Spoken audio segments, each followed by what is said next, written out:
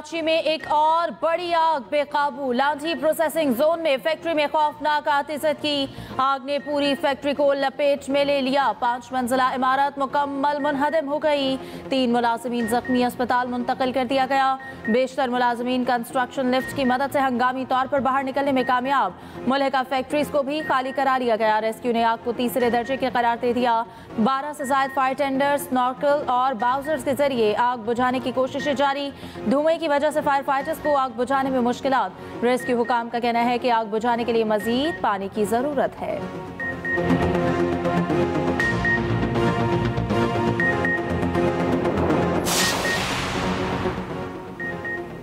वफाकी हुकूमत का 3 मराहिल में 24 सरकारी इदारों की निजकारी का फैसला। वफाकी वज़ीर निजकारी अब्दुल अलीम खान ने तफसीलात कौमी असम्बली में पेश कर दी। पहले 1 साल में 10 इदारों की निजकारी होगी। दूसरे मरहले में 1 से 3 साल में 13 इदारों की निजकारी होगी। वफाकी वज़ीर निजकारी अलीम खान ने बताया, पहले मरहले में PIA, रोज वैलीज होटल, ज़राई तरक्याती बैंक, आइस्को समेत 3 डिस्कोस की निजकारी होगी।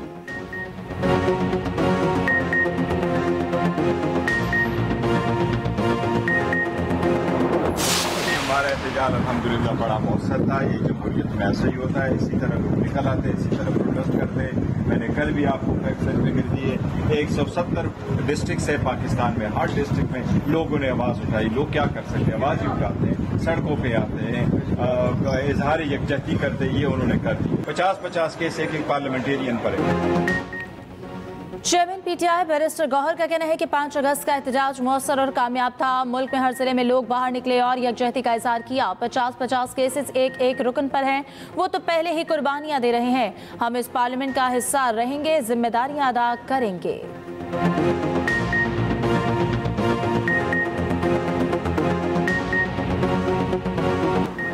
हमें अमन चाहिए, आपने ऑपरेशन करके देख लिए। आवाम के साथ बातचीत करें। कौमी असम्बली में PTI रहनुमा असद कैसर का इजहार ख्याल कहा। 26वीं तरमीम के बाद अदलिया के पर काटे गए। असम्बली को रबर स्टैम्प बना दिया गया। बानी PTI को रूटीन में तो जमानतें मिलनी चाहिए। पीपल्स पार्टी को इस किस्म की ही जमहूरियत अच्छी लगती है। पूरी दुनिया जानती है ये फॉर्म 47 की हुकूमत है। आपका इतना बड़ा चीनी स्कैंडल आया, जिम्मेदारों का तयन होना चाहिए।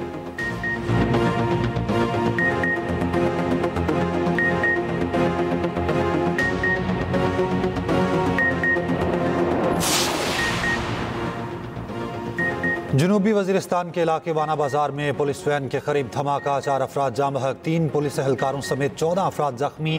धमाके के बाद नामालूम मुसल्लह अफराद की जानिब से शदीद फायरिंग। सिक्योरिटी फोर्सेज ने इलाके को घेरे में ले लिया। DSQ अस्पताल वाना में एमरजेंसी नाफिज।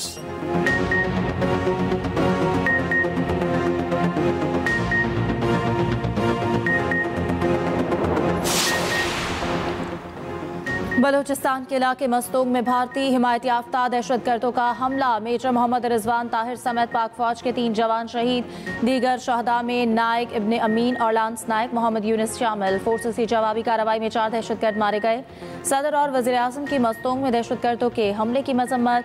पाक फौज के शहदा को खराज अकीदत। वज़ीर दाखिला मोहसिन नकवी, वज़ीर आला पंजाब मरियम नवाज की भी धमाके की मजम्मत।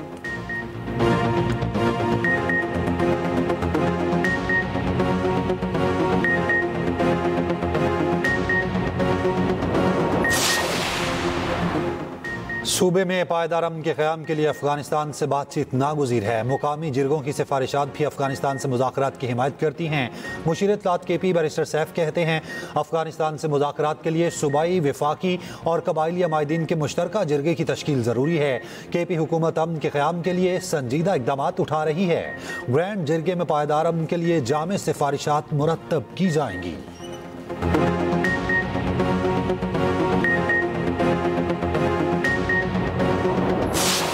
हुकूमत को भी चाहिए कि वो इस तरीके से जो है इन इलाकों में आए। हमारे टूरिज़्म मिनिस्टर जो कि हमारे चीफ मिनिस्टर साहब हैं, उनको यहाँ पर आना चाहिए था। 2 घंटे तक वो चीखते चिल्लाते रहे और कोई रेस्क्यू की टीम वहाँ पर नहीं पहुँच सकी। कोई चीज़ें नहीं थी, किसी ने जो है रिस्पॉन्स नहीं किया। और उन लोगों को आपके कैमरे दिखाए किस तरीके से एक एक इंसान की जान जो है वो ज़ाया होती गई, शहीद होते गए। दुनिया देखती रही, लेकिन अगर किसी ने नहीं देखा तो हमारी हुकूमत नहीं देखा, हमारी इंतजामिया नहीं देखा, हमारी 1122 नहीं देखा, बाकी सारी दुनिया देख रही थी। सूबे में अमन अमान की सूरत हाल संगीन है। लोग दरिया में बह गए, लेकिन सूबाई हुकूमत ने तवज्जो ना दी। समाज जैसे वाकयात रोकने के लिए इक़दाम नागुज़ीर हैं। वज़ीर आला KP को भी लोगों की दाद रसी के लिए आना चाहिए था। गवर्नर खैबर पख्तूनख्वा फैसल करीम कुंडी की सवात में मीडिया से गुफ्तगू, कहा KP हुकूमत लोगों को सियासी इंतकाम का निशाना बना रही है। सवात में फ्री एम्बुलेंस शुरू कर रहे हैं।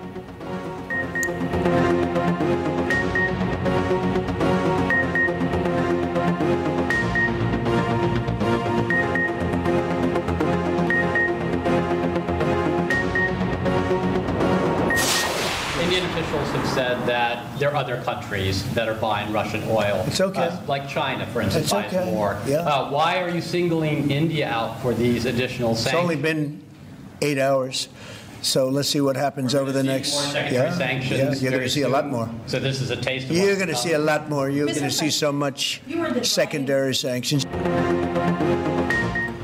ट्रंप ने भारत पर मजीद 25% टैरिफ आयद कर दिया। भारतीय अशिया पर आयद अमरीकी टैरिफ 50% हो गया। अमरीकी सदर ट्रंप का कहना है भारत पर 50% टैरिफ लगाया है, मजीद पाबंदियां भी लगाएंगे।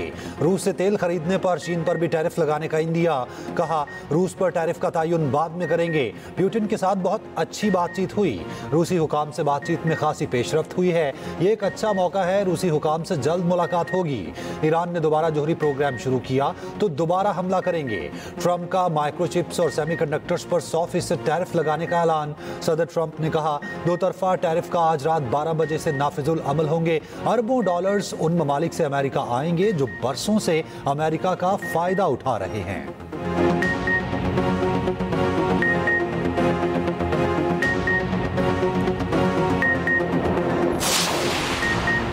भारतीय ऑपोजिशन लीडर राहुल गांधी की मोदी पर कड़ी तनकीद, कहा गैर मुनसिफाना तिजारती मुआहदे में भारत को धोस देने की कोशिश है। मुल्क की बेइज्जती हो रही है और मोदी चुप बैठे हैं। मोदी अपनी कमजोरी अवामी मफादात पर गालिब ना आने दे। नरेंद्र मोदी की हौसला करो और ट्रंप को जवाब दो। भारतीय वजारत खारजा का कहना है कि अमरीका का 25% इजाफी टैरिफ गैर मुनसिफाना और बिला जवाज है।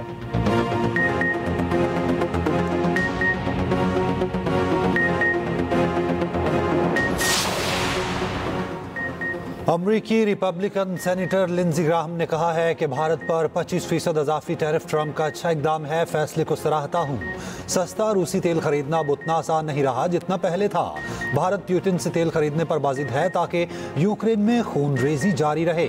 सदर ट्रंप ने दुनिया पर वाजे कर दिया है कि पुतिन से तेल खरीदते रहोगे तो टैरिफ के बाद अमरीकी मईशत तक रसाई नहीं मिलेगी।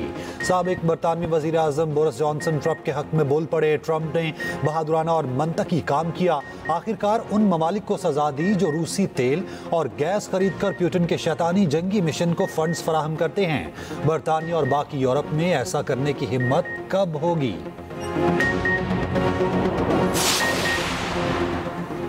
अमरीकी टैरिफ के बाद भारतीय कारोबारी दुनिया में हलचल। भारतीय शेयर्स मार्केट में शदीद गिरावट, सरमायाकारों के अरबों रुपए डूब गए। दीगर एशियाई मार्केट्स में मुस्बत रुझान। सरमायाकारों ने ट्रंप की टैरिफ धमकियों को नजरअंदाज कर दिया। जापानी, कोरियन, हांगकांग और ताइवान स्टॉक मार्केट्स में तेजी।